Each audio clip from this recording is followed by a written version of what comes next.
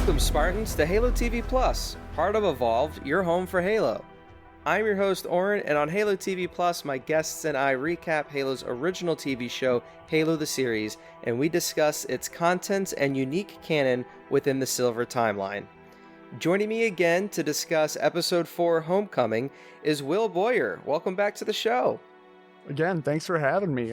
Excited to dive into the Silver Timeline that is the Halo show. The Halo show, yes. It's we're gonna dive into a few scenes, a few characters, and we're gonna talk about what changed and what worked and maybe what didn't work. So exciting stuff. Halo TV Plus, we publish a commentary podcast episode and an analysis podcast episode to accompany the Halo the Series episode of the week. This is the analysis episode. In a moment, Will and I will highlight key scenes from Homecoming and discuss its effectiveness on screen while adding core canon knowledge for context. Earlier in the week, we released our commentary episode for Homecoming, where the two of us discussed the whole episode while watching it. If you missed it, I recommend listening to that episode first before listening to our analysis, but it's up to you. You could do what you like. I will tidy up some housekeeping before we dive in. If you're new to the show, welcome. Halo TV Plus is part of Evolved that hosts a variety of other Halo shows: Halo Podcast Evolved, Mission Debrief, Builds with Blocks, Halo Book Club, and Halo Headlines. Evolved also partners with the podcast HCS Pro Talk, where Josh and here with us today, Will, discuss the latest information within the competitive Halo scene, with an emphasis on community every week. You can learn more about each of the shows on our website, haloevolved.com. As Halo TV Plus is a new show, I ask that you rate it and leave it a review. We greatly appreciate all the feedback and suggestions from you, the listener, to improve the quality of our show. I do want to give a shout out to, I'm not sure how to pronounce this Apple Podcast username, but it's TWPKMC. Maybe it's TWIPMC. You dropped us a review for Halo TV Plus a few weeks ago. Sorry I missed it, but I just wanted to thank you, and I'm so glad that you're enjoying the show. I would also like to take a moment to thank all of our patrons for their continued support. Your contributions have allowed us to continue making new content like this every single week. Thank you all so much. If you're not subscribed to our Patreon, our patrons receive a variety of exclusive rewards, such as early episodes, unique swag, access to our podcast soundtrack, and more. You could head over to patreon.com/HaloEvolved to learn more. Now, Episode 4, Homecoming. The synopsis, of course, is: guided by his visions, John takes Halsey and Cortana back to where it all began, looking for answers from his past. With Soren along for protection, Quan goes in search of an army. It was directed by Roel Rain. It was 54 minutes and 32 seconds, and its air date was on April 14th, 2022. Now, Will, what was, I guess, your overall impressions of this episode? We talked a little bit about it on our commentary episode, but just at a glance, how do you think it was? How do you think it kind of compared to the other three episodes now that we're kind of in the middle of the season?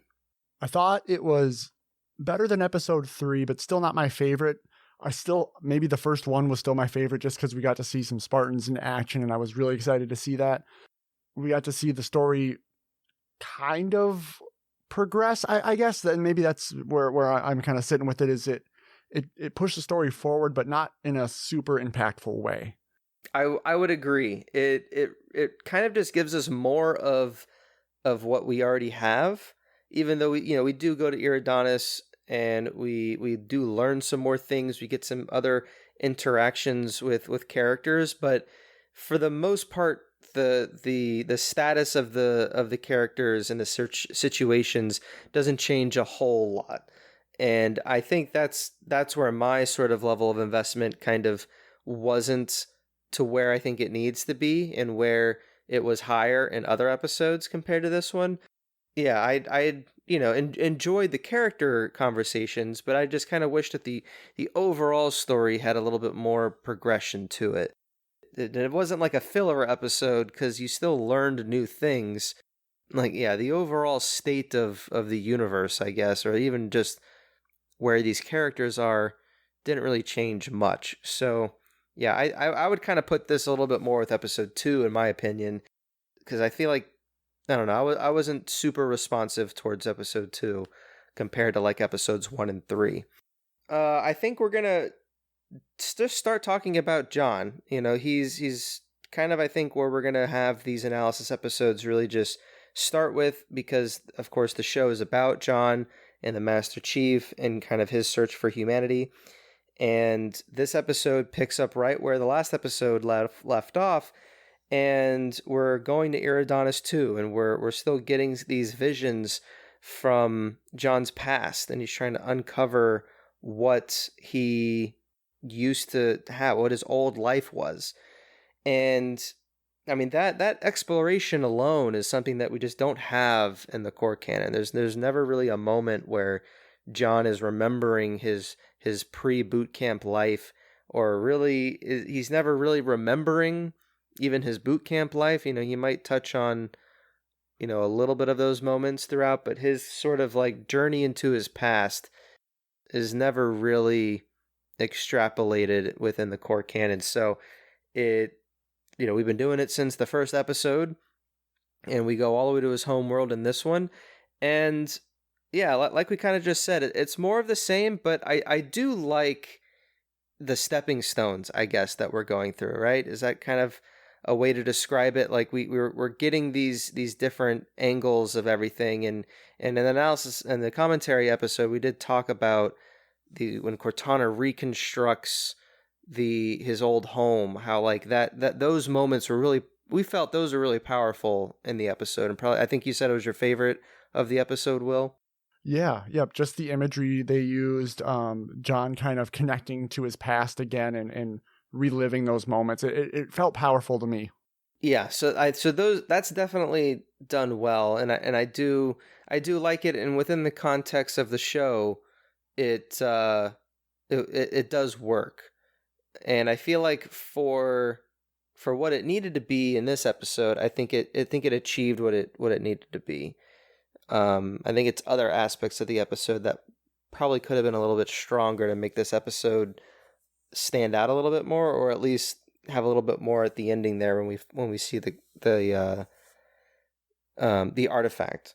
We get more of Halsey being sort of manipulative, which again doesn't really change much. It's not like she's playing a different angle. She's just kind of keeping the same blurry lines that she's, manipulative ways about her.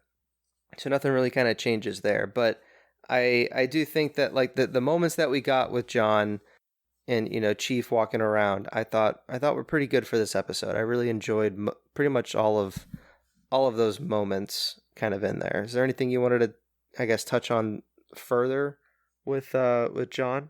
Yeah, I'm assuming we're going to get more of these memory segments coming back with John. They mentioned in the episode that part of his brain had he unlocked those memories, sort of, those neurons fired again. And I think that's kind of alluding to John is going to remember more the more this story progresses. So I'm curious at what tensions that will bring between him and Halsey. Well, how, I feel like Halsey is going to try to cover up everything she can. I also wanted to touch on Halsey a little bit too, because from us coming from the Halo universe, we kind of know Halsey's background and what she does. But if you're just watching the TV show and you've never experienced Halo before, I'm wondering how much they've portrayed Halsey. Because like first she was just a little rebellious with continuing with her science program with the AI, cloning and whatnot. But that, being rebellious could hit different than being manipulative and kind of almost destructive to be manipulative and get what you want. So I think they are trying to build up what might possibly come with Halsey in the future this episode as well.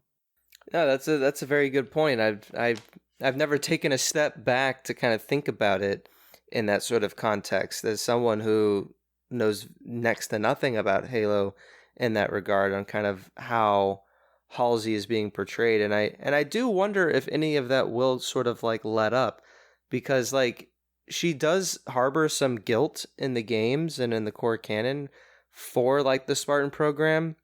I think she kind of told herself for a while it was like for the greater good.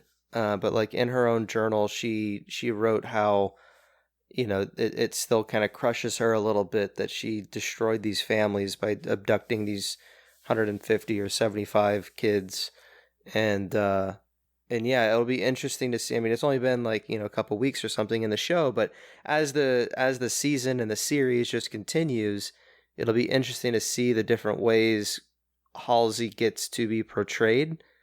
Um, so then it's you know, maybe less antagonistic or more antagonistic depending upon the situation. Because yeah, off the gate, she's being rebellious, not really listening to orders, being manipulative, and then even Miranda at the end of the episode, her own daughter, has that monologue that really just kind of sets home that like she is very controlling, and she sees someone who, if someone's not doing something that she wants them to do and she doesn't have a hold over someone, then she considers that person, you know, more or less an enemy and like not really someone in her court, and that's someone that could be trusted.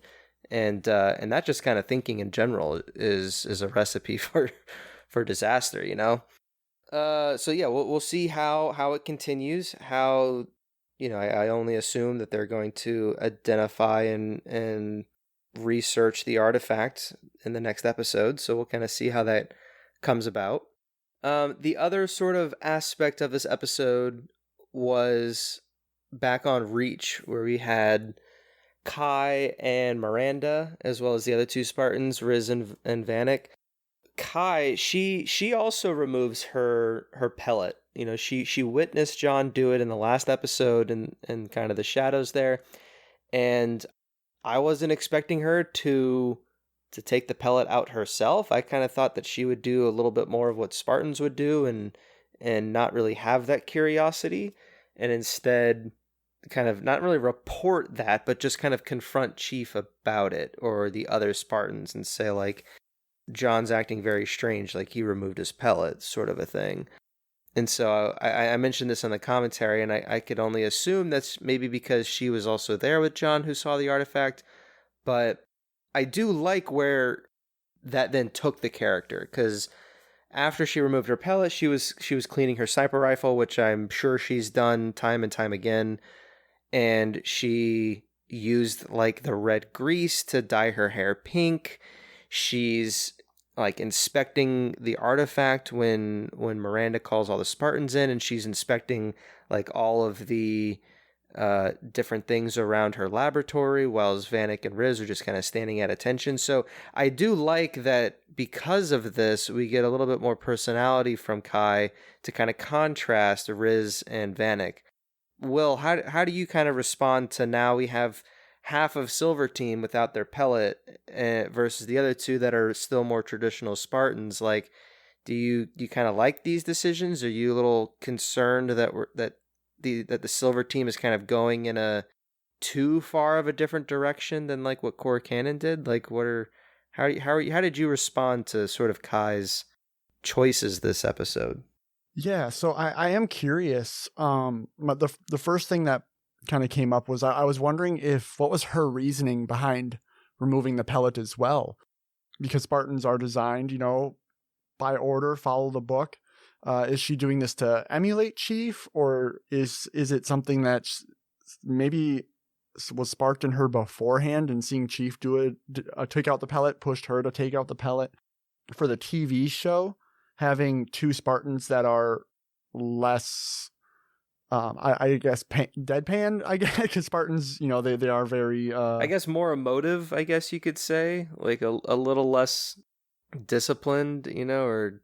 I mean, they're still disciplined, but like less of that just like innate, like, sir, yes, sir, type of do whatever it takes mentality, because... because I think you at some degree you need some contrast, you know, like Riz and Vanek, like they are two different Spartans, and they have their own subtle differences between the two, but they're kind of the same because they both are very matter of fact and a little bit deadpanned and respond to an order and are ready for action at a moment's notice. And so giving Kai a way to be less of that and to invoke some curiosity and personality is good from just a scene sort of like breakdown. So that way you have different characters interacting with each other to kind of build your scene. Because if everyone was the same, it could be less interesting. It's harder to write, conflict if everyone's not different. Right. I guess I personally would like some clarification on her justification for removing her pellet. But then again, it could be anything, and I am wondering if her and Chief doing this is going to lead to things down the road which may cost them in battle, because this is not what they're used to. Are they going to get overwhelmed on the battlefield in a moment, or they're going to have some emotion come over them that they're not used to feeling while they're fighting, or maybe they'll save someone that they usually wouldn't have saved, something to that effect, where it could create some tension between Silver Team itself, because Chief and Kai want to make one decision and the other two are against that. So I think it'll create some good drama for TV. Yeah, I like that. I think that's a good example of where they could take this new angle of conflict for the Spartans. Like let's say, since Kai and Miranda, they had some good chemistry this episode, so maybe that develops and maybe Miranda is put into some perilous situation, and now Kai would react in a different way because of this friendship that they're forming. Whereas before, her priorities would be different because of whatever mission is at stake. So I think there's definitely room there an opportunity there for the writers to kind of play and see what these characters are able to do with each other. So I like that angle to it. Good suggestion, Will. Speaking of Miranda, I think she shines the most this episode than some of the previous ones. She's able to capitalize on Halsey not being around to look at the Forerunner artifact and try to kind of insert her own hypotheses and tests into the mix. While she's working with the Spartans, she discovers that they are, they know some Sangheili words, since they are upfront with Sangheili all the time. And they're able to kind of use that information to help uncover part of the McKee transmission that gets recorded when McKee infiltrated the UNSC ship last episode. So I felt that there was some great play with everybody, and the Spartans also got to share details about themselves with Miranda, and she was able to kind of react to that, and I think really take in what they were saying to have a better sense on who the Spartans are, but also what the Spartans had to go through to become who they are, which I think will be interesting to see how that develops, and to see if maybe she has a little bit of a change of heart for Halsey. Maybe not fully, but I don't know, maybe there's something there down the line that, because of these interactions and getting closer with the Spartans, there might be a different type of appreciation for what Halsey was able to achieve with the Spartan program. Yeah, I really liked Miranda kind of stepping to the forefront in this episode, and yeah, the interaction with the Spartans was wonderful, and I'm excited to see where her and Kai's relationship goes as things progress. Is Halsey going to come back and see that and have some sort of issue with it, or is that going to be kind of a background thing where Kai and Miranda are working together to get things done? Oh yeah, I like that. That'd be a great little tidbit there, that there's tension between Silver Team and Kai then has to go to Miranda to further whatever sort of, I don't know, plot development that's going on, that they have to kind of work together in the background. That'd be interesting as well to see that developed. Yeah, a lot of interesting things that I guess this episode really sets up with these two kind of storylines between, John and Halsey and the artifact, and then you have Kai with Silver Team and now Miranda entering the fold. Yeah, just kind of see how it develops. The other sort of storyline we have is Quan and Soren. They travel to Madrigal because Quan was wanting to find her family. She wants to continue the insurrection and the resistance against the UNSC and Venture. Soren wanted to just stay on his rock, but Quan was able to pull him away. And we talked about this on our commentary episode. I'm not really sure what more we really need to say, just because it wasn't quite as interesting. We got a few character moments here and there. We got a few action set pieces, but nothing has really changed, and there's no new sort of initiative, and the plot isn't really furthering with these characters, which is a shame because I like the both of them, especially Soren. Their storylines just aren't quite progressing. So I think, Will, I think you mentioned on the commentary that'll be interesting to see the next episode, because Soren's, traveling to the other space port so then they can get off Magical. But between there and Magical City, where they just left, there's no doubt going to be like sand people that might know a thing or two about Quan's father. And so she's going to try to interject and kind of put that mission on with like a detour. So we'll see if that kind of helps engage us a little bit more.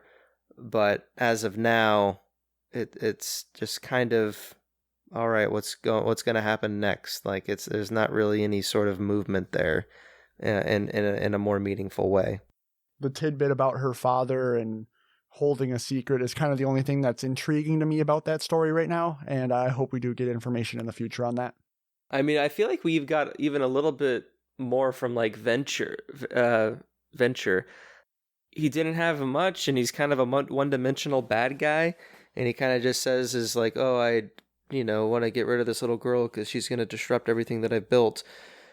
But like even his sort of like moments that we've got, I feel like were a little bit more engaging than the bits with Quan and Soren. So yeah, we'll just have to see how it develops and see how it goes from there. Other notable absences from this episode: we didn't get any McKee, we didn't get any Admiral Parangoski, we didn't get any Captain Keyes. So curious to see where these characters were during this episode, see where they're going to be maybe in the next episode. I know McKee was on her way to Madrigal because she went on the ship at the end of episode 3, so I was kind of hoping that we would see her and like the Covenant arrive at Madrigal towards the end of the episode. I feel like that would have been a natural fit. And so then now not only do Soren and Quan have to deal with Venture and his goons, but now they have the added sort of variable of the Covenant entering the fold. But I don't know if that's a next episode thing or what, but that's it. Didn't really happen here yet. So out of those other three characters, Will, like McKee, Admiral Parangoski, and Captain Keyes, is there one that sticks out more than the others that you're a little bit more invested in, that you're curious to see where they may appear next episode? I guess the two would be Keyes and McKee. We talked about it a little before, but I kind of want to know what's going on more with the Covenant War. It doesn't seem to be at the forefront because John is obviously at the forefront in his journey. But I'm very interested on those pieces that are going on, and maybe we'll get some of that information from Keyes. And then McKee is just interesting because she is a humanoid figure that is working with the Covenant, and she has some sort of connection to the artifact and everything that's going on. I kind of want to see how she comes into play more and where her story leads and her motivations. I too am always intrigued with McKee to see kind of where she goes. I really liked her in the last episode. She really shined, as I think she needed to be, because she is new to the franchise, really, her role anyway. But I do want to see more of Keyes. I feel like Keyes is kind of maybe the last character that I feel hasn't really shown himself yet, if that kind of makes sense. Like, I think we got just a taste of it in episode 1, but in episodes 2 and 3, he kind of was just there for a few scenes talking with Miranda, like he really hasn't had a scene or a moment that's really true to himself and really makes him the forefront of that scene. And so I'm really looking forward to that, and hopefully we get some of that in the next episode. Yeah, he's been that support character for the other characters, and he hasn't stepped up to have a big moment himself. And I feel like everyone else at least once has had that. I think Miranda was able to have that this episode and not prior. I think, Aaron Parangoski had it, I think, in like the first or second episode. And so I feel like he's the last one that's due to have that great moment that kind of like really shows us, him to his fullest. Because I think we've only gotten pieces of it so far. So that's kind of what I'm looking forward to. Let's get Keyes in a sky battle above Eridanus with the Covenant. Let's do it. Yes, that 100% is what I would want. And I said that on some of the other episodes that like Keyes in the core canon, he is described as like one of the best naval tacticians in the UNSC. Maybe only second to like Cole. I'm forgetting his rank. Is it Admiral Preston Cole? Not 100% sure. Preston Cole was great. Captain Keyes, Jacob Keyes is amazing. So I would love to see more of his sort of militaristic experience shine through, either in a naval battle in space or otherwise on the battlefield, fighting or commanding ODSTs or something. I think he definitely needs that type of moment in the very near future. Next episode, preferably, because we're going to be halfway through the season, and he definitely needs that moment. Is there anything else, Will, you want to touch on, or anything that you might be excited about going forward before we kind of wrap up? I'm excited to see the culmination of kind of what's been going on with what happens when, we get the artifact in the area that they're in now, and what comes from that. John exploring his humanity a bit. I thought the scene on the subway and the hearing the string accompaniment in the park was really good, and him just soaking in that moment. So I want to see his character grow a little bit. I know a lot of people want the military chief, but I think this series is going to take his humanity in a good way, good path. Yeah. I too want to just continue to see more. I really like those moments that you said from episode 3, and I did like what we saw here in this episode with him kind of rediscovering his past and learning about his family a little bit. But I am ready for some of that we got to fight the Covenant sort of mentality. I think we are due for some action and some initiative, I think, because I feel like we've almost, unless, they could always have something up their sleeve, but I would be satisfied with the amount of content we've already gotten that explores his past, to where I feel like we can build off of that and kind of take that with us as we learn more about the Forerunners and what a Halo is, and develop the Covenant War some more, and start getting into these sci-fi action bits of what make Halo so great. We shall see. Can't wait. Well, I think we'll end it there. If you are interested, Will, or the listeners, if you are interested, Alex Wakeford from 343 Industries, he releases a Silver Debriefing blog post every Monday.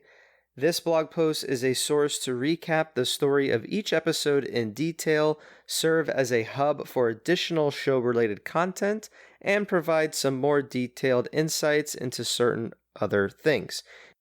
If you want to read this Silver Debriefing blog for Homecoming, you could head over to Halo Waypoint after listening to us and give it a read.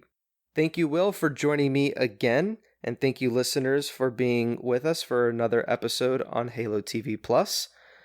Halo the series premieres exclusively on Paramount Plus every Thursday morning at midnight Pacific Time. And like I mentioned at the top of the show, you can find every episode to all of Evolved shows at our website, evolvedhalo.com. It also features a link to our Discord server, Patreon page, Xbox Live Club, and other contact information. Once again, another special shout out to all of our patrons for supporting Evolved and making all of our shows possible. Head over to patreon.com/Halo Podcast Evolved to learn more.